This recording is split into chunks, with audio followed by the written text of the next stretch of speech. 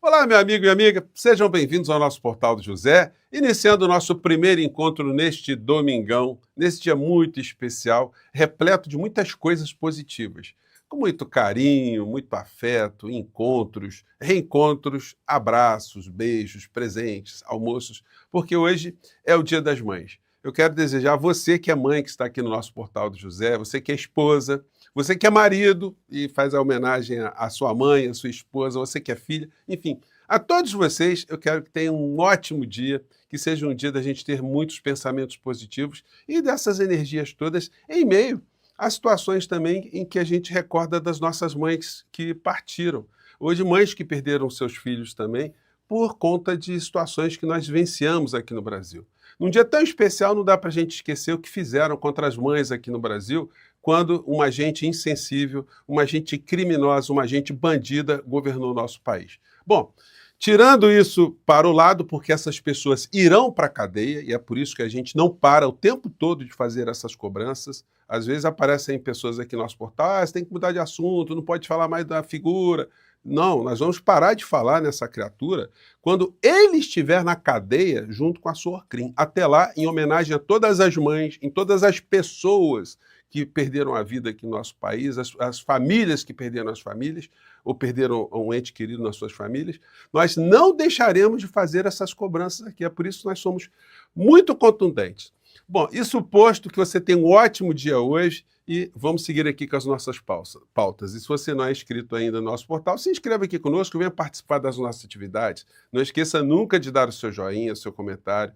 Se puder, compartilhe sempre os nossos vídeos e se inscreva também aqui no nosso clube de membros. Você que é muito bem-vindo e muito bem-vinda, né?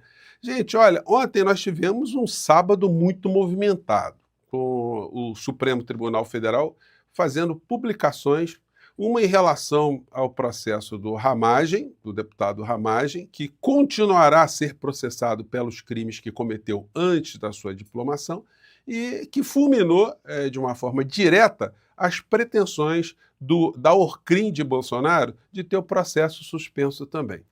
E o Supremo Tribunal Federal também já determinou por maioria, só ficou faltando o voto do ministro Fux, que a Carla Zambelli foi condenada a mais de 10 anos de prisão e a perda do seu mandato.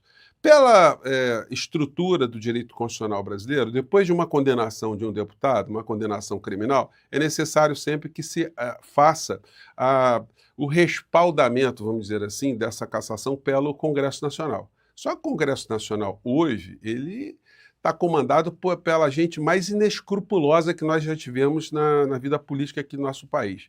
E essa gente da extrema-direita do bolsonarismo, né, é sempre bom relembrar, né?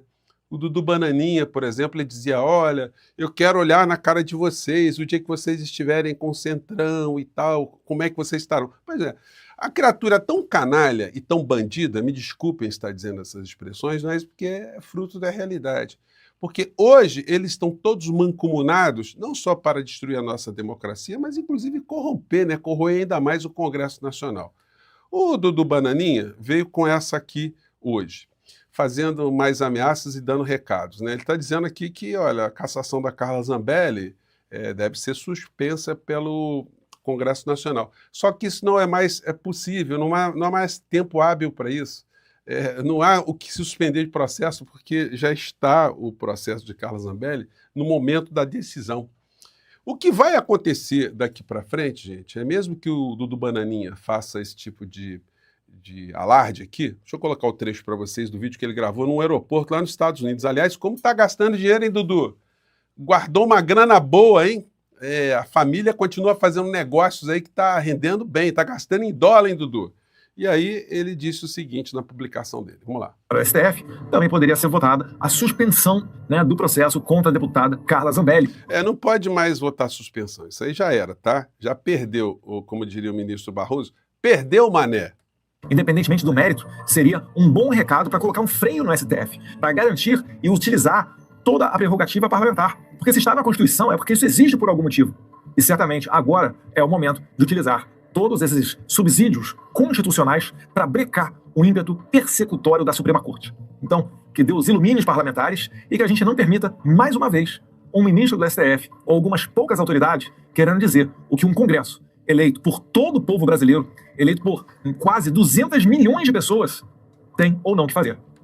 É muita palhaçada, né? Porque são os mesmos representantes do povo que respaldam a escolha feita pelo presidente da República a ministros do Supremo Tribunal Federal. Bom, o que vai acontecer é o seguinte: mesmo que o Congresso Nacional não faça absolutamente nada para que a Carla Zambelli já perca o mandato, que perdendo o mandato ela fica absolutamente sem imunidade e ela já pode se apresentar para começar o cumprimento da pena dela.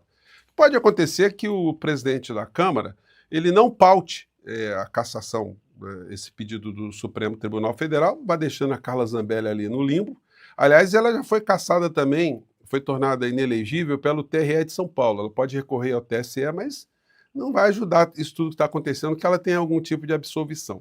Então ela está ali com uma duplo carimbo de ficha suja a partir de agora, na Justiça Eleitoral e na Justiça Criminal, ou num aspecto criminal feito ali por um órgão colegiado, o Supremo Tribunal Federal. Portanto, para a próxima eleição, ela já é ficha suja. Portanto, ela não vai poder disputar as eleições. Não disputando a eleição, ela vira uma cidadã comum. No dia 1º de janeiro de 2027, ela já pode se apresentar, ou a Polícia Federal já pode recolhê-la para levá-la para uma instituição prisional qualquer, né, congênere. Portanto, no caso dela, o máximo que vai acontecer é uma esticada do prazo, mas a cadeia não tem como ela escapar, não. Ela já deve estar sem passaporte, então a situação para ela está muito complicada. Mas a gente continua na vida golpista, né? O ministro Alexandre de Moraes, falando das redes sociais, ele falou uma coisa muito interessante no voto que ele deu sobre uma ação que está sendo julgada no Supremo Tribunal Federal. Bom, sem mais delongas, deixa eu colocar aqui o que ele está falando, porque ele fala da falência da autorregulação das redes sociais. É sempre bom a gente ressaltar que tem coisa estranha acontecendo aqui no Brasil e de difícil detecção. Por exemplo, o alcance dos vídeos de Nicolas Ferreira. Isso não pode ser apenas um compartilhamento entre pessoas, porque se isso for, ele já pode se considerar o futuro presidente da nação, né? O cara tem mais de 140 milhões de visualizações. Então tem gato nessa tuba aí. E o ministro Alexandre de Moraes levantou essa questão aqui. Vamos lá. Da discussão, a atualidade mundial da discussão do Supremo Tribunal Federal desse tema, em virtude dos reflexos desse descontrole total existente nas redes sociais. Já me referi na sessão passada à falência da autorregulação. E semana passada foi eleita a palavra Oxford do ano de 2024. Todos devem ter acompanhado, cada ano tem uma palavra, brain rot, podridão cerebral. E foi escolhida em virtude da baixa qualidade existente nas mídias sociais. Então, a palavra do ano, a partir do significado disso, uma votação pública, na qual mais de 37 mil pessoas deram sua opinião. Essa foi a palavra do ano, que na tradução brasileira seria podridão cerebral.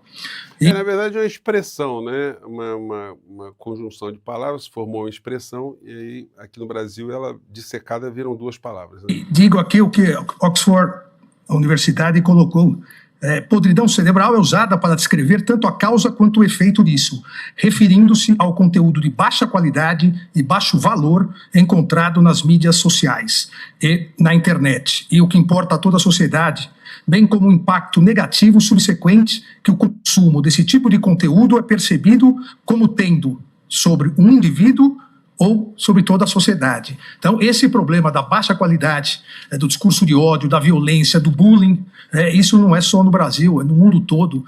E eu repito aqui, insisto, que, infelizmente, a autorregulação faliu. Então, é necessário que se preserve a dignidade da pessoa humana, se preserve a honra das pessoas e se preserve também, no caso de atentados contra a democracia, se preserve o Estado de Direito. Obrigado, ministro Toffoli.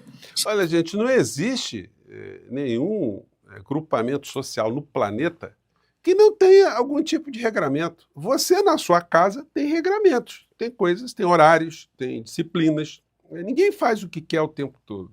Como essa gente da extrema-direita fica dizendo como modelo um modelo ideal de convivência em sociedade, coisas que eles não têm a menor noção, né? E aí, gente, olha só que contradição curiosa, né? Contradição em alguns aspectos aqui que vou levantar com vocês. Alexandre de Moraes concede prisão domiciliar a Roberto Jefferson. Ministro do STF determinou a apreensão do passaporte de Jefferson e o proibiu de sair do país, de utilizar redes sociais, de dar entrevistas a qualquer veículo de mídia e de receber visitas além de advogados, familiares. Gente, o ministro trabalha bastante, né? É impressionante como é que o Supremo Tribunal Federal está tratando de questões de forma emergencial em função da pressão toda que a extrema-direita faz para tentar destruir a nossa democracia.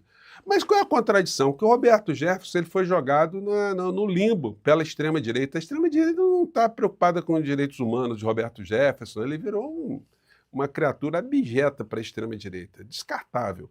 E não se preocupando com ele, vejam só quem está se preocupando. Essa é a contradição. O ministro Alexandre de Moraes, que por razões humanitárias, também que foi o argumento utilizado para colocar o Collor em prisão domiciliar, está estendendo também esse benefício humanitário para o Roberto Jefferson. Então, vejam só, né? Se o ministro fosse esse crápula, essa pessoa toda que essa gente fica dizendo, enfim, ele não teria feito algo que o bolsonarismo não está fazendo, não fez, né? Está jogando ali para o lado. Eu comentei com vocês também essa outra contradição, mas aí não em relação à questão do Supremo. Em relação ao discurso dessa gente da direita, da extrema-direita, dos jornalões aqui no Brasil. Isso aqui saiu numa notinha no caderno de economia. Ninguém está levantando essa questão. Trump quer aumento de impostos para milionários que ganham acima de 2,5 milhões de dólares, de colocar em quase 40% a taxação. Às vezes tem alguns mal-intencionados aqui no Brasil que dizem, olha, se taxarem os ricos aqui no Brasil vai ter evasão de divisas, eles vão para outros países. Ah, é? Eles vão para os Estados Unidos? Aqui no Brasil eles estão com a carga tributária baixíssima em relação ao que ganham. Eles vão para onde? Para algum país que tenha... Gente, todos os países do mundo ocidental têm taxações muito importantes para pessoas que têm alta renda. Aqui no Brasil, de fato, para essa elite, é a casa da mãe Joana. Eles pulam ali com qualquer tipo de argumento para elevar impostos. Agora, como é que fica essa gente, esses Kim Kataguires, esses Nicolas, esses Gaiers, essas figuras, essas biaquices todas da vida, diante desse fato aqui? Que lá nos Estados Unidos o Trump está fazendo isso. Então, provavelmente eles vão dizer, olha, o Trump é um comunista, né?